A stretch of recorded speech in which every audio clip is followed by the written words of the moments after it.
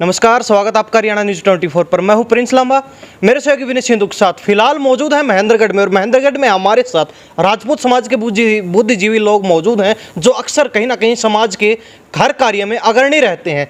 और कहीं ना कहीं कैथल का मामला आपने कल का देखा होगा, जिस प्रकार जो है राजपूत समाज के लोगों द्वारा कैथल में विरोध प्रदर्शन किया गया, कहीं ना कहीं रोड जाम भी किया गया। और उसके बाद पुलिस द्वारा जो है कई तरीके से जनता को काबू करने के लिए हथकंडे अपनाए गए, आंसू गैस के गोले या फिर लाठीचार्ज किया गया। पूरा मामला हरियाणा छुपा नहीं है, हर व्यक्ति जानता है कल का पूरा मामला। उसके बाद आज हमारे साथ सभी लोग मौजूद, तमाम बुद्धिजीवी लोग, इनसे बातचीत करें आखिर वास्तव में मामला क्या है, क्यों जो है राजपूत समाज के लोग भड़के हुए हैं, और आखिर इसमें गुज्जर समाज की जहां तक बात आती है तो उनकी क्या गलती है, क्या कुछ जो है पूरा मामला चल रहा है, आखिर वास्तव में इस मामले के पीछे की हकीकत क्या, सच्चाई क्या, सारी बातचीत करेंगे। कहीं ना कहीं हर राज्य से पर्दा उठाने की जरूर कोशिश करेंगे। तो राकेश तंवर जी हमारे साथ मौजूद है, राष्ट्रवादी जनलोक पार्टी के प्रदेश अध्यक्ष हैं। साथ ही हमारे साथ सवाई सिंह राठौड़ जी मौजूद हैं, जो अक्सर राजपूत समाज के प्रत्येक कार्य में अग्रणी भूमिकाएं दिखाई देते हैं। इसके अलावा हमारे साथ बलबीर शेखावत जी, बहुत ही वरिष्ठ एडवोकेट, और कहीं ना कहीं प्रत्येक जो है चर्चित मामलों में आप इनके एडवोकेसी को लेकर जरूर अपनी चर्चा में रहते हैं। और इसके अलावा अफसरों पर जब गाज गिरती है तो सबसे पहले इनका ही नाम निकल के आता है कि हाँ, इसके पीछे एडवोकेट बलबीर सिंह शेखावत का ही हाथ है। और इसके अलावा तमाम जो है हमारे साथ राजपूत समाज के लोग मौजूद हैं, सभी से बातचीत करेंगे। तो सबसे पहले तंवर साहब, आपका स्वागत है हरियाणा न्यूज़ 24 पर। बहुत बहुत धन्यवाद आपका, आपके चैनल का, चैनल के लिए सभी व्यूअर्स और फॉलोअर्स का, और आप इस पूरे मामले को कवरेज कर रहे हो, इसके लिए आप सबका बहुत बहुत धन्यवाद। तो तंवर साहब, सबसे पहला सवाल यही रहेगा, आखिर वास्तव में मामला क्या है? कैथल की कल की घटना सभी ने देखी, पूरे हरियाणा ने, पूरे भारत के लोगों ने देखी है। वो मामला अभी तक गरमाया हुआ है, कहीं ना कहीं लोगों में अभी भी रोष है। और सबसे ज्यादा नाम निकल के आया राजपूत समाज का, क्योंकि राजपूत समाज ही विरोध प्रदर्शन कर रहा था। वहां पे रोड जाम किया गया, उसके बाद लाठी चार्ज जो हुआ, आंसू गैस के गोले चलाए गए, तो पूरा मामला देखा। आखिर वास्तव में सच्चाई क्या है, इस मामले में क्या पूरा मामला है? राजपूत समाज के ऊपर भारतीय जनता पार्टी मनोहर लाल सरकार ने कल जिस बर्बरतापूर्वक लाठीचार्ज की, आंसू गैस के गोले छोड़े, जिसमें हमारे कई युवा घायल हुए, गंभीर रूप से चोटें आई, और करीब 300 लोगों को गिरफ्तार किया गया। उन पे हार्ड चार्जेस मुकदमे दर्ज किए गए, जिनमें मैं भी शामिल थे, और हमारे नेता शेर सिंह राणा जी को भी गिरफ्तार करके रखा गया। और पूरी रात पुलिस ने हमारे साथ टॉर्चर किया। ये एक तरह से सरकार का स्पष्ट निर्देश था कि राजपूत समाज के लोगों को प्रताड़ित किया जाए। मैं आपके चैनल के माध्यम से सरकार को चेता देना चाहता हूं कि ये क्षत्रिय समाज भारतीय जनता पार्टी का 95% वोटर है। क्षत्रिय समाज 95% वोट भारतीय जनता पार्टी को देता है, और भारतीय जनता पार्टी का कोर वोट है।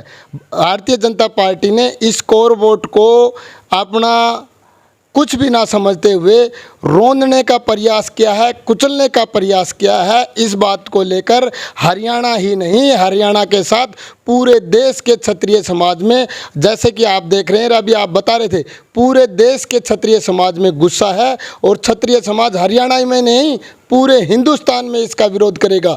जैसा कि आज हमारे सतनाड़ी में क्षत्रिय समाज के भाइयों ने महेंद्रगढ़ जिले के सतनाड़ी में और भिवानी के बुआनी खेड़ा में मनोहर लाल का पुतला जब लाकर सरकार का विरोध प्रदर्शन किया, कल से ठीक पूरे प्रदेश और पूरे देश में सरकार का विरोध किया जाएगा, पुतले फूके जाएंगे। जी, तो अब बातचीत आपने बताई सारी, जिस प्रकार केस दर्ज किए गए, लेकिन वास्तव में मामला क्या है वो बता दीजिए। आखिर ये स्थिति आई क्योंकि राजपूत समाज को सड़कों पर उतरना पड़ा। कहीं ना कहीं कह रहे हैं कि राजपूत समाज और गुज्जर समाज आमने सामने हो गए हैं। देखो, यही तो सरकार चाहती थी, यही भारतीय जनता पार्टी और आरएसएस यही तो चाहती है कि जातीय झगड़े हों, जातीय दंगे फैलें। जैसे कि सरकार धर्म के दंगे करवाती थी, हिंदू मुस्लिम के दंगे करवा के सत्ता में आई। अब सरकार चाहती है सत्ता को बरकरार कैसे रखा जाए, धर्म से आगे चल के वह जातीय दंगों में देश और प्रदेश की पब्लिक को बांटना चाहती है और जातीय दंगे करवाना चाहती है। ठीक उसी कड़ी में आरएसएस और भारतीय जनता पार्टी ने उनके कैबिनेट के 2ym या 3ym दर्जे के मंत्री कहें, शिक्षा मंत्री कंवरपाल गुर्जर की अध्यक्षता में, या कंवरपाल गुर्जर ने खड़ा होकर उसकी प्रतिमा का अनावरण करने का फैसला किया, ये सीधा सीधा सरकार की मंशा पे करता है चोट। दूसरी बात, पिछले 7-8 दिन से क्षत्रिय समाज के हजारों की संख्या में लोग कभी डीसी के पास गए, एसडीएम साहब के पास गए, सरकार के पास, मुख्यमंत्री के नाम, गवर्नर के नाम हमारे समाज के हजारों लोगों ने इकट्ठा होकर ज्ञापन भेजे हैं कि सरकार इस जातीय दंगे को भड़कने से बचाए और गुज्जर हमारे भाई हैं, उनको हमारा भाई ही रहने दे, गुज्जरों को क्षत्रियों का और क्षत्रियों को गुज्जरों का दुश्मन ना बनने दे। लेकिन सरकार इस पे तुली हुई है कि क्षत्रिय गुज्जर का और गुज्जर क्षत्रिय का खून का प्यासा हो जाए, इसलिए सरकार ने प्रोटेक्शन देकर खड़े करके गुज्जर नाम से उस प्रतिमा का अनावरण किया। हमारे क्षत्रिय समाज की यही मांग थी कि योद्धा, महायोद्धा, महापुरुष किसी एक जाति के नहीं होते जी। वे सभी जातियों के लिए लड़े और वो सभी जातियों के होते हैं। जन्म तो व्यक्ति किसी ना किसी समाज में लेता है, लेकिन वो महापुरुष तब होता है जब वो सब बिरादरी का होता है। तो ये नौ संदेह ये महापुरुष हैं, तो महापुरुष हैं इसीलिए सब जाति के हैं। तो उसको किसी एक जाति में कैद करना, उसके व्यक्तित्व को गौण करना है, उसका छोटा करना है व्यक्तित्व उसका। तो क्षत्रिय समाज की यही मांग थी कि आप इस पे गुज्जर शब्द ना लिखें, आप इसके ऊपर क्षत्रिय सम्राट महिर भोज लिखें, या आप सरकार बीच का काम निकालना चाहती थी, आप सम्राट महिर भोज प्रतिहार नाम से कर सकते थे, लेकिन सरकार ने गुज्जर सम्राट करके उसका करवाया ताकि ये फसाद आजीवन चलता रहे। जब तक वो मूर्ति वहाँ रहे तो दोनों समाजों का झगड़ा कायम रहेगा।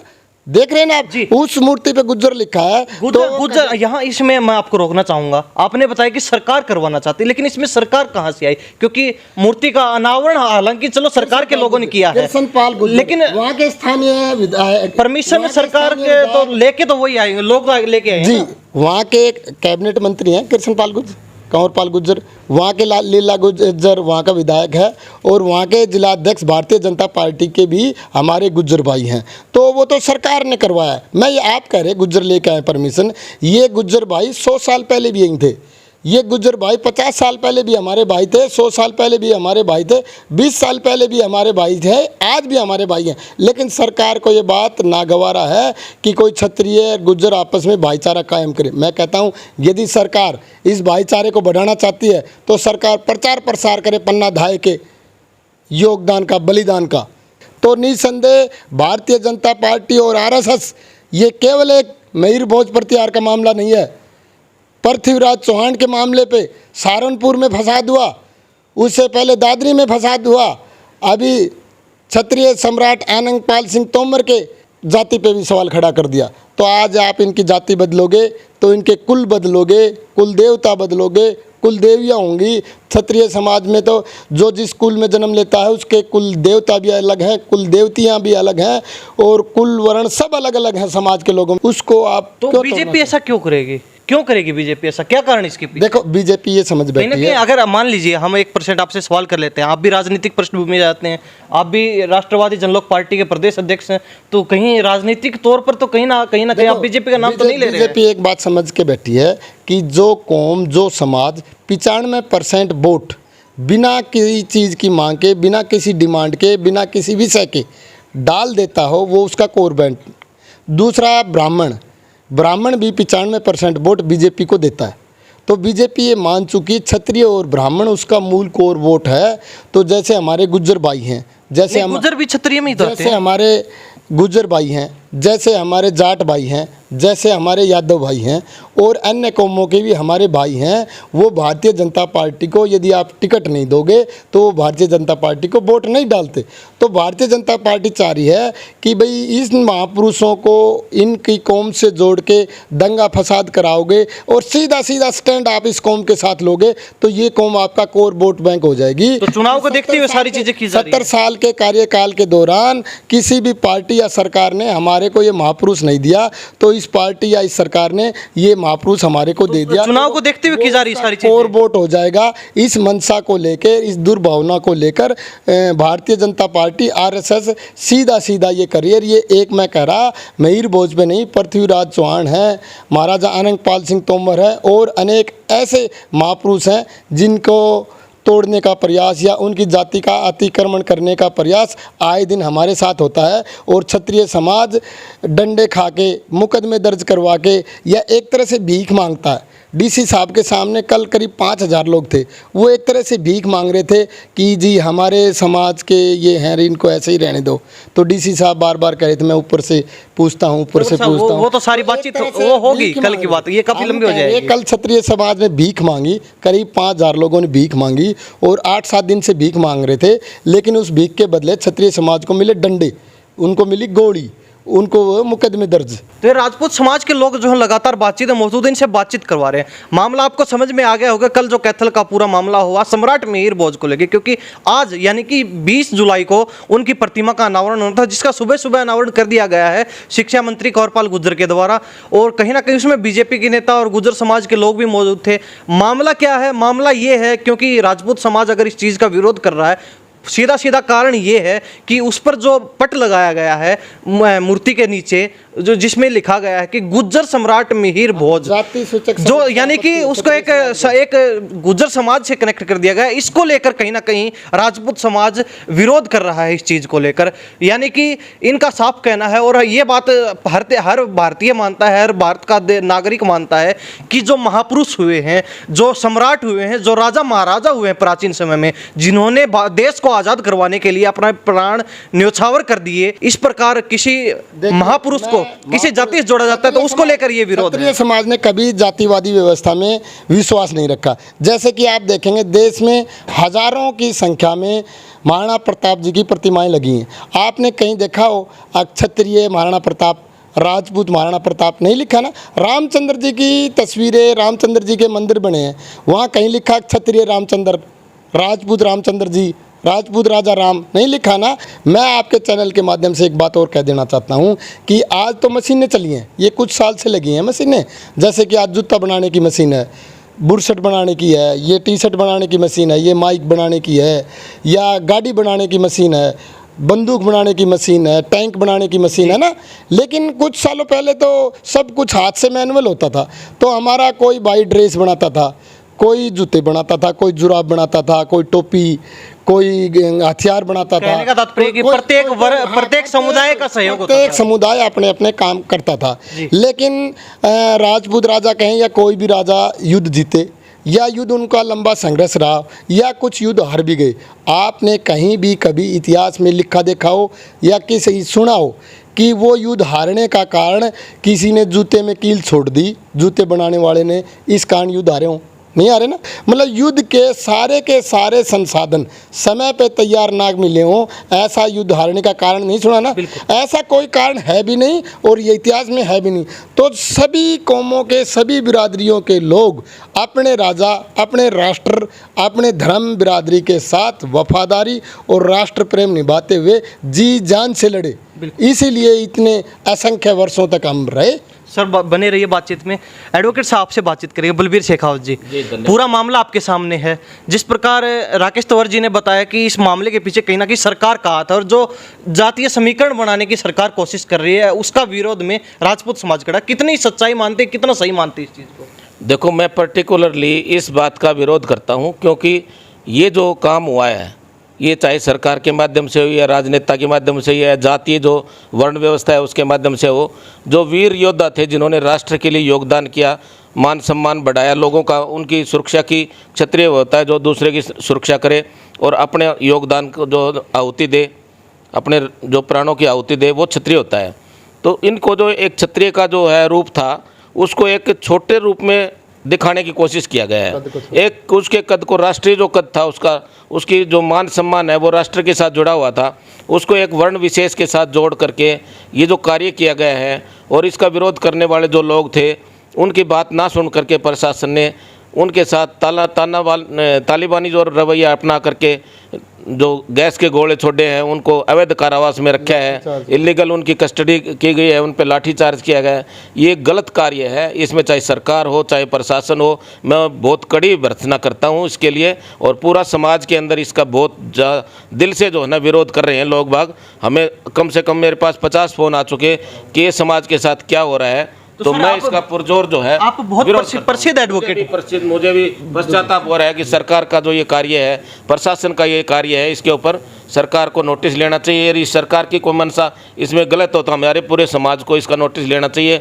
और ये जो है महज एक चुनाव के टाइम पर ऐसी व्यवस्था जो की जा रही है, ये इसका जो गलत असर गया है समाज के अंदर। हमारा जो समाज है वो हमेशा, राजपूत समाज हमेशा बीजेपी के साथ मोस्टली बहुमत में रहा है। तो अब की बार जो है इस तरह की जो बातें हुई तो वो बहुमत नहीं आएगा। बिल्कुल। तो आप बहुत प्रसिद्ध एडवोकेट हैं, जिस प्रकार के भी समाज में चर्चित मामले होते हैं कहीं ना कहीं आप उस पर संज्ञान लेते हैं और कहीं ना कहीं मामलों को सॉर्ट आउट करने की पूरी कोशिश रहती है आपके अक्सर, और इसी के लिए आप चर्चा में भी रहते हैं। आपका नाम हमेशा एडवोकेट बलवीर शेखावत। तो इस मामले पर भी कहीं ना कहीं लीगल कार्रवाई आपकी तरफ से होने वाली है। बाबू जी पहले मैं ये सीनियर अधिवक्ता है, बताएंगे। मैं एक बात और आपके चैनल के माध्यम से, क्योंकि बाबू जी इस पे निष्कर्ष पे पहुंचेंगे। इस मामले पे हमने डीसी साहब को और सरकार को ज्ञापन दिया कि करीब 5-6 महीने पहले मध्य प्रदेश में ठीक ऐसा ही वाकया हुआ था। राजपूत समाज और गुर्जर समाज दोनों टकराव की स्थिति में आ गए थे, तो राजपूत समाज कोर्ट में गया, तो ग्वालियर कोर्ट ने मामले को सटे कर दिया कि जब तक दोनों समाज अपनी अपनी वंशावली लेके आएँ और दोनों समाज प्रूव करें, तो जिस समाज के ये होंगे वो समाज अपना अनावरण करे या अपना नाम लिखे। तो मामला अभी कोर्ट में पेंडिंग है, सटे है, और मूर्ति के ऊपर वो ढकेर प्रशासन की निगरानी में उसको सुरक्षित कर दिया गया। तो हमने ये हवाला भी दिया, ग्वालियर कोर्ट का फैसला भी पेंडिंग में है, तो तब तक आप उस फैसले को आधार मान के स्टे कर सकते हो। तो सर, आपने जिस प्रकार बताया कि इलीगल कस्टडी ली गई सभी लोगों की, उसके बाद डीसी होता है, वो एक एग्जीक्यूटिव मशीनरी होता है। इसी तरह से पुलिस के लिए एक एसपी होता है, वो पूरे डिस्ट्रिक्ट की जो पुलिस मशीनरी है उसके ऊपर उसका अध्यक्ष होता है, वो उसी की मॉनिटरिंग में चलता है। यहाँ भी ऐसा हुआ है, हमारे जो समाज के लोग हैं उन्होंने रिप्रेजेंटेशन दिया, प्रॉपरली शांतिपूर्वक तरीके से रिप्रेजेंटेशन दिया और अपनी बात रखी। यदि कोई विरोध था तो 107-150 सीआरपीसी के अंदर प्रोविज़न होता है कि यदि वो कोई दूसरा विरोध करता है तो उनको जाब्ता फौजदारी के तहत उनको पाबंद कर दे कि भाई इस तरह का कार्य मत करो, और उस चीज़ को स्टॉप कर दे। जिस बात के लिए झगड़ा हो रहा है उस बात को स्टॉप करना चाहिए था प्रशासन को, और उन्होंने, प्रशासन ने जो ऐसा ना करके, बल्कि जो समाज के लोग विरोध कर रहे थे उन्हीं को अकेले को उनको इलीगल कस्टडी के अंदर जो कन्फाइनमेंट किया है। इसलिए मानव अधिकार में का हनन हुआ है, हमारे जो अधिकारों का हनन हुआ है। इसलिए समाज के लोग और जो प्रशासन के जो ये गलत रवैया था, इसके खिलाफ हम जो प्रॉपर चैनल के माध्यम से मानव अधिकार आयोग को, हाई कोर्ट को, सुप्रीम कोर्ट को, जहाँ भी हमारा मैटर बनेगा वहाँ हम कोशिश करेंगे, इसको नोटिस लेंगे इसके बाद। जी, तो ये हमारे साथ लगातार लोग मौजूद हैं, इनसे सारी बातचीत कर रहे हैं। हमारे साथ राठौड़ जी मौजूद हैं। सवाई सिंह राठौड़ जी, क्या कहेंगे इस पूरे मामले को लेके? आप भी कल सब लोग कैथल में मौजूद थे, पूरा मामला आपने अपनी आंखों से देखा, प्रत्यक्षदर्शी रहे हैं मामले के, क्या कहेंगे? लांबा साहब, मैं आपके चैनल के माध्यम से कहना चाहता हूँ, जो 19 जुलाई को सरकार ने जो किया, राजपूत समाज के ऊपर बर्बरतापूर्वक लाठीचार्ज किया, आंसू गैस के गोले छोड़े, कम से कम 250-300 आदमियों को अवैध हिरासत में रखा, वहाँ पर टॉर्चर किया गया। समाज के इतने बड़े नेता श्री शेर सिंह जी राणा को भी इन्होंने टॉर्चर किया। समाज इसका बदला ज़रूर लेगा। ये देखिए, 95% हरियाणा नहीं अपितु पूरे देश के अंदर भाजपा का राजपूत कोर वोटर है, और भाजपा राजपूतों को बदले में क्या दिया? लाठियाँ, आंसू गैस के गोले, पुलिस हिरासत में, अवैध हिरासत में, मुकदमे, ऐसे ऐसे क्रिमिनल मुकदमे इनके ऊपर लगा दिए। ये कहाँ का न्याय है? अब की बार आने वाले समय में राजपूत समाज इसका बदला जरूर लेगा। तो हम इस चीज़ को कैसे देखें? जिस प्रकार हरियाणा के भाईचारे की मिसाल पूरी दुनिया में दी जाती है कि हरियाणा जैसा भाईचारा कहीं नहीं देखने वाला, जहां जात पात को भूलकर भाईचारा सबसे महत्वपूर्ण माना जाता है। इस स्थिति में क्या लगता है, कहीं ना कहीं भाईचारे को तोड़ने की कोशिश है? देखिए लंबा साहब, मूर्तियां आज से 9 साल पहले भी लगती थी पूरे देश में, महापुरुषों की मूर्तियां लगती थी, आगे भी लगती रही और लगनी भी चाहिए महापुरुषों की।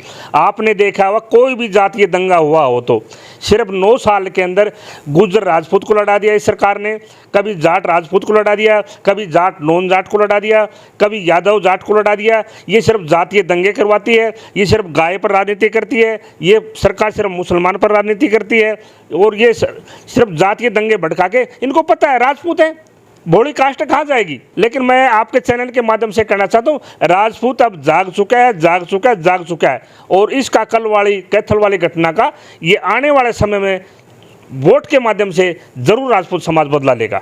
और कहीं ना कहीं ये चुनाव को देखते हुए सारी चीजें की जा रही, क्या लगता है? बिल्कुल पूरे देश में जिस ये प्रकार आप लोगों ने बीजेपी का सीधा सीधा नाम लिया कि पूरा हाथ इसमें बीजेपी सरकार पूरा का। पूरा बीजेपी का और आरएसएस का इसमें पूरा पूरा हाथ है। बिल्कुल बिल्कुल है जी। गुजर हमारे भाई हैं, जाट हमारे भाई हैं, यादव हमारे भाई हैं, छत्तीसगढ़ हमारा भाईचारा है। ये सब लड़वाने का काम करते हैं, ये भाईचारे को बढ़ाने का काम नहीं तो करते। राजपूत समाज की मुख्य मांग क्या है वो बता दीजिए। मुख्य मांग ये है जी, ये जातीय दंगा भड़काना बंद करे सरकार। तो मैं ये कहता हूँ, ये सरकार सिर्फ जातीय दंगे भड़काना चाहती है कि पूरे देश के अंदर जातीय दंगे भड़क जाएं, लोग अपने अपने समाज के अलग अलग वोट डालें, हमें फायदा हो जाए। लेकिन पूरी जातियाँ 36 कौम एक है, ऐसा इसको मनसूबे के ऊपर पानी फेर देगी पूरी जनता। तो ऐसे में जिस प्रकार सभी से बातचीत कर रहे हैं, सभी का कहना है कि सीधा सीधा सरकार का हाथ है, तो आपको क्या लगता है फिर अगर सरकार ही इस चीज में शामिल है तो कार्रवाई कौन करेगा फिर इसमें? कार्रवाई तो फिर जनता करेगी, राजपूत समाज करेगा, कब करेगा? वोट की चोट से 2024 में। जी। हाँ जी।